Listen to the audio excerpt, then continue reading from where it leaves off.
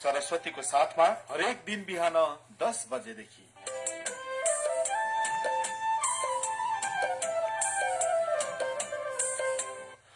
विक्रम सम्वत 2080 साल माघ महीनाको 25 गते बृहस्पतिवारमा अभिवादन आधुनिक वेदव्यास विश्वगुरु ब्रह्मज्ञानी क्षितिशको गुरुभक्त रत्न अध्यक्ष अद्वैत प्रदीप बलरामजी श्री सरस्वती सनातन हिन्दू धर्म को मुख्य को उपदेश बताउने अखण्ड सुख केन्द्र लुम्बिनी प्रदेश नेपालबाट मोबाइल नम्बर 9847020718 संचार माध्यम भैरवा रूपन्देही एफएम बुटोल मुक्ति एफएम पाल्पा श्रीनगर एफएम र रेडियो परासीबाट तीन विषय अर्थात विषय ध्यान र निधिध्यासन यो तीनटा लाई हामीले राम्रोसँग जान्यौं भने हामीले सबै कुरा जान्न सक्छौं। सांसारिक कुरा, पारमार्थिक कुरा अर्थात मुक्तिका कुरा सम्पूर्ण यथार्थ हामीले जान्न सक्छौं। तीनटा कुरा जानेपछि त्यो तीनटा कुरा के हो भने एउटा विषयको बारेमा भन्नाले संसारको बारेमा, दोस्रो ध्यानको बारेमा भन्नाले परमात्माको ध्यान, किनकि परमात्मा सब कुछ हो, सबैको यथार्थ स्वरूप हो, सधैँको स्वरूप हो। र तेस्रो निधिध्यासनले अमर स्थितिमा रहिरहन सक्ने हैसियत दिन्छ। अमर स्थितिमा, सनातन अमर स्थितिमा अर्थात यथार्थ सबैभन्दा महान जो परमात्मा हो त्यो परमात्मा रूपले रहिरहने स्थिति दिन्छ निधिध्यासनबाट। हुनाले यो तीनटा कुरा हामीले संसारका हामी सबैले यथार्थ जान्न सकिन्छ। तीनटा कुरा, एउटा विषय सम्बन्धी, अर्को ध्यान सम्बन्धी, तेस्रो निधिध्यासन सम्बन्धी। अब विषयको कुरा भन्नाले सांसारिक कुरा हो, जन्मदेखि मृत्युभित्रका कुराहरू हो। यो जन्मदेखि मृत्युभित्रको जो समय छ जो सीमित छ, यसको समय अवधि सीमित छ। किनभने जन्मिएको हुनाले अवश्य मर्नु पर्छ। यो आफ्नो आयु अवधि कसैको थोरै पनि हुन सक्छ, कसैको केही बढी पनि हुन सक्छ, तर निश्चित रूपमा जान्छ। यसको समय अवधि एकदम सीमित छ र कुनै बेला पनि जान सक्छ, छिटोमा कुनै पनि निमित्तबाट। र 100-150 सम्म पनि रहन सक्छ, तर जान्छ, रहिराख्दैन। त्यसैले यो क्षणिक ज्ञान हो। विषय ज्ञान भनेको क्षणिक ज्ञान हो। यसले वास्तवमा मुक्तिको दृष्टिकोणबाट हामीले काम दिँदैन। सधैँ रहने दृष्टिकोणबाट, परमात्माको दृष्टिकोणबाट, सधैँ आनन्दमा रहिरहने दृष्टिकोणबाट वास्तवमा यसले काम दिँदैन विषय ज्ञानले। विषय ज्ञान वृत्ति ज्ञान हो।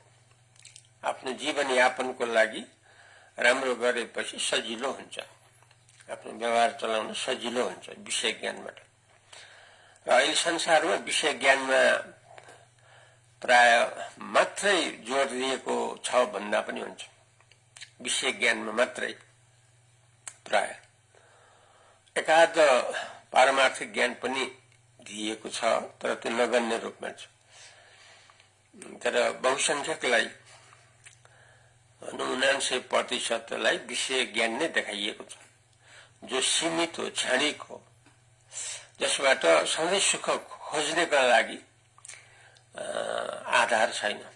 सधैँ सुख मात्रामा रहिरहनलाई, अमर रूपले रहिरहनलाई विषय ज्ञानबाट आधार पाइँदैन। त्यसैले हामीले विषय ज्ञानबाट भन्दा ध्यानको ज्ञानमा हामी माथि बढ्नुपर्छ। ध्यानको ज्ञानमा हामी अगाडि बढ्नुपर्छ, किनभने ध्यानको प्रसङ्गमा परमात्माको कुरा आउँछ। परमात्मा त यथार्थ हो, सबैको यथार्थ स्वरूप हो, सधैँ रहिरहने हो, सधैँ रहिरहने वस्तु त परमात्मा हो। र वास्तवमा हामीहरूको स्वरूप पनि परमात्मा नै हो यथार्थमा, किनभने हामी सधैँ रहिरहन चाहन्छौँ, सधैँ बाँचिरहन चाहन्छौँ। त्यो त परमात्मालाई लिएर मात्रै हुन्छ नि। फेरि सबैभन्दा महान हुन खोजिरहेका छौँ, त्यो त परमात्मालाई लिएर मात्रै हुन्छ। फेरि हामी आनन्दमा रहिरहन चाहेका छौँ, त्यो पनि परमात्मालाई लिएर मात्रै हुन्छ। यी कुरा हामीले विषयभित्र त पाउँदैनौँ। विषय जो क्षणिक शरीर छ, क्षणिक संसार छ, त्यसभित्र त हामीले यो कुरा पाउँदैनौँ। सधैँ रहिरहने थलो पनि हामीले पाउँदैनौँ, किन शरीर त गइहाल्छ, नष्ट हुन्छ। संसार पनि भले ढिलै होस् तर जान्छ नि यो पनि, किनभने वास्तवमा दुईटा कल्पित हुन्, शरीर पनि संसार पनि कल्पित हुन्। अब अधिष्ठान परमात्मा हो, परमात्मामा कल्पित हो शरीर संसार। त्यसैले कल्पित जो छ त्यसको त दीर्घायु हुन्न नि, अर्थात् सदाकालीन त हुन्न नि। अल्पायु र छोटो समय र लामो समय भन्ने मात्रै हुन्छ, तर सदाकालीन भन्ने हुँदैन। विषय ज्ञान हामीलाई त सदाकालीन रूप चाहियो नि त, सदाकालीन अवस्था चाहियो, किनकि हामी त सधैँ रहिरहन चाहन्छौँ, हामी त मर्न हामी चाहँदैनौँ नि।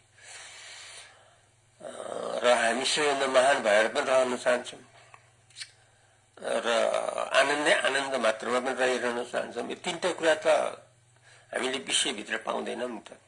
यसैले हामीले ध्यानपट्टि लाग्नै पर्छ। ध्यानमा त परमात्माको कुरा छ, त्यसैले परमात्मालाई हामीले लिनुपर्छ, परमात्माको बारेमा जान्नु पर्दछ, परमात्माको बारेमा यथार्थ हामीले जान्नु पर्दछ।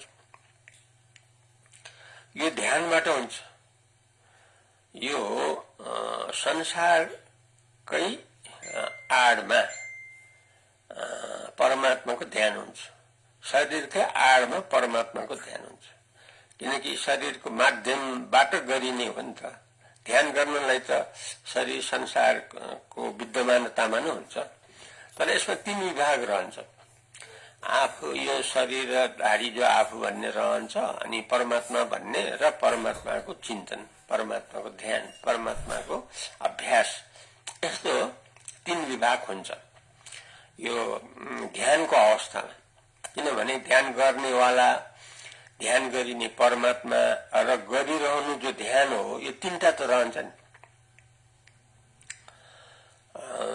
यसबाट परमात्मा प्रवेश गर्न सजिलो हुन्छ, किनकि जो पहिलेदेखि व्यवहारमा मान्दै आएको शरीर पनि रहिराखेको हुन्छ। पहिलेदेखि अब परिवार, समाज, देश, अन्तर्राष्ट्रिय जो मान्दै आइरहेको छ व्यवहारमा, त्यो पनि रहिराखेको हुन्छ। त्यसको साथसाथै परमात्मापट्टि हामीले मन दिन पायौँ भनेपछि हामीले शरीर संसारको साथमा हामीले परिवार, समाज, देश आदिको साथमा हामीले परमात्माको चिन्तन गर्न पायौँ नि। अर्थात् यतातिर परमात्मापट्टि हाम्रो जोड भइराख्यो भने अर्कोतर्फ हाम्रो जो व्यवहारमा जो हिजो अस्ति थियो त्यो पनि रहिराख्यो। अनि किनभने परमात्मामा नलाग्दासम्म त, परमात्मामा विलिन नहुँदासम्म त, परमात्मामा लय नहुँदासम्म त हामीले आज अघि मानेको जो शरीर संसार छ त्यसलाई पनि हामीले खोजिरहन्छौँ नि। किनकि हामी त अब खाएका छौँ, बसेका छौँ, रहेका छौँ, व्यवहार चलाएका छौँ, यही शरीर संसारका आधारमा गरेका छौँ।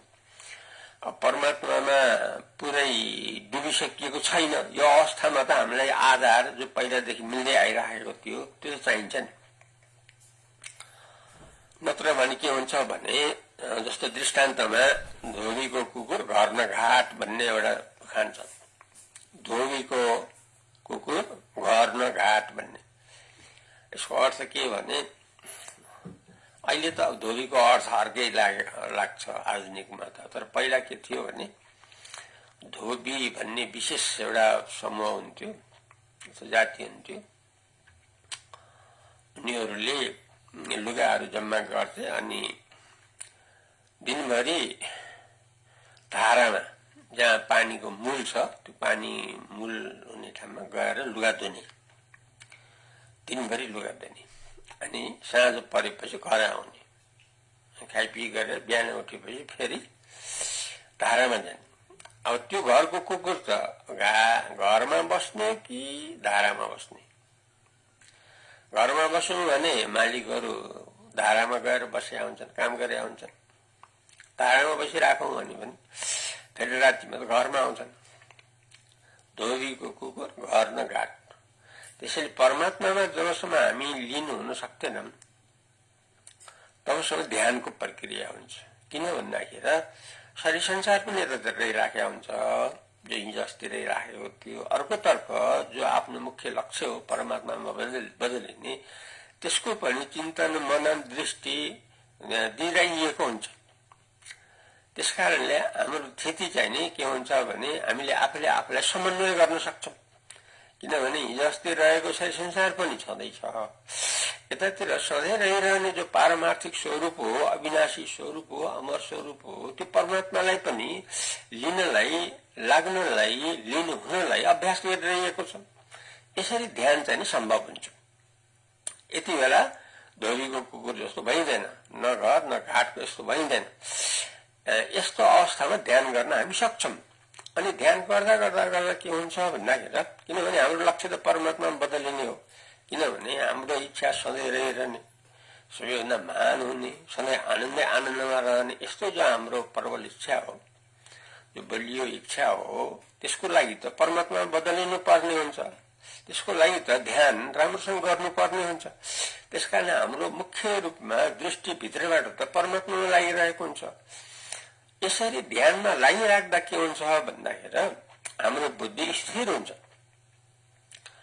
त्यो ध्यान गर्दाको बेला हाम्रो ध्यान स्थिर हुन्छ, अर्थात् परमात्मामा हाम्रो ध्यान स्थिर हुन्छ। परमात्मामा हाम्रो ध्यान स्थिर भएपछि के हुन्छ भन्दाखेरि अब परमात्मा त अधिष्ठान हो। अब ध्यान गर्नेवाला र ध्यान गरिरहनु भन्ने त कल्पित कुरा हो। ध्यान गर्नेवाला र ध्यान गरिरहनु भन्ने कुरा त यो त क्रिया हो, यो त कर्ताको क्रिया हो। अधिष्ठान त परमात्मा हो, मुख्य आधार त परमात्मा हो। त्यही परमात्मामा कल्पित हो ध्यान गर्नेवाला र ध्यान गरिरहनु। अब नियम अथवा स्वभाव के छ भने कल्पित वस्तु त अधिष्ठानमा जान्छ। कल्पित वस्तु अधिष्ठानमा त जान्छ। किनभने कल्पित वस्तुको त वास्तव स्वरूप अधिष्ठान हुन्छ। त्यसैले ध्यान गर्नेवाला र ध्यान गरिरहनु भन्ने जो कल्पित हो, यो भाव त अधिष्ठान परमात्मामा त जान्छ निश्चित रूपमा, स्वतः लय हुन्छ। किनभने ध्यान गर्नेवाला र ध्यान गरिरहनु भन्ने त परमात्मामा कल्पित हो। कल्पित वस्तु त रहिराख्दैन। फेरि कल्पित वस्तु त अधिष्ठानमा उन्मुख हुन्छ, अधिष्ठानपट्टि नै गन्तव्य हुन्छ उसको त। त्यसकारणले ध्यान निरन्तर गर्दा के हुन्छ भन्दाखेरि ध्यान गर्नेवाला र ध्यान गरिरहनु जो क्रिया रूप हो त्यो वस्तु रूपमा परिणत हुन्छ। वस्तु भनेको परमात्मा हो, वस्तु भनेको अविनाशी हो। यसरी कल्पित वस्तु जो ध्यान गर्नेवाला र ध्यान गरिरहनु हो जो क्रिया रूप हो, त्यो अधिष्ठान परमात्मामा लय हुन जान्छ, त्यो स्वतः लय हुन जान्छ। ध्यानको रहस्य हो। यसरी ध्यानबाट परमात्मामा बदलिन्छ भनेपछि हिजोको त्यो ध्यान गर्नेवाला र ध्यान गरिरहनु भन्ने त अब त परमात्मामा बदलियो नि। परमात्मामा बदलिएपछि त परमात्मा बाहेक त अरू त सबै भ्रम हो। जस्तो उसमा उदाहरणमा डोरीमा डोरीमा सर्प जस्तै हो। डोरीमा सर्प जस्तै सर्प त मिथ्या हुन्छ, सत्य त डोरी हुन्छ दृष्टान्तमा। त्यस्तै डोरी जस्तै परमात्मालाई भेट्टाएपछि त अरू कल्पित यो सर्पवत भएको हुनाले, सर्परूप भएको हुनाले, स्वतः मिथ्या भएको हुनाले स्वतः आस्था निष्ठा नष्ट हुन्छ। यसरी बाँकी रह्यो सम्पूर्ण भाव केवल परमात्मामा। यसरी केवल परमात्मा मात्रमा रहिरहनु हो निर्ध्यासनको अर्थ। यसमा दोस्रो वस्तु केही हुनै हुँदैन। यसमा अब त परमात्मा मात्रको स्थितिमा ध्यान गर्ने वाला भन्ने पनि हुन्न, ध्यान गर्ने भन्ने पनि हुन्न, किनकि सारा क्रियाहरू त वस्तुमा परिणत भयो। यथार्थ वस्तु हो परमात्मा। यसरी परमात्मामा हाम्रो परिणति हुन्छ। त्यसकारणले विषयको ज्ञान, ध्यानको ज्ञान र निर्ध्यासनको ज्ञान, यति तीनटा कुरालाई हामीले ख्याल गर्यौं भने, किनभने विषयको ज्ञान भन्दा धेरै धेरै माथिको ध्यानको ज्ञान हो, ध्यानको ज्ञान भन्दा धेरै धेरै माथिको निर्ध्यासनको ज्ञान हो। यसबाट हामीहरूको परमात्मा परिणति हुन्छ र सधैँको लागि हाम्रो स्थिति परमात्मामा हुन जान्छ। यसरी हाम्रो ब्रह्म ज्ञानमा स्थिति हुन जान्छ। यसरी ब्रह्मज्ञानीमा हामी परिणत हुन्छौँ। अहिले यति नै गरौँ। हरिओम तत्सत।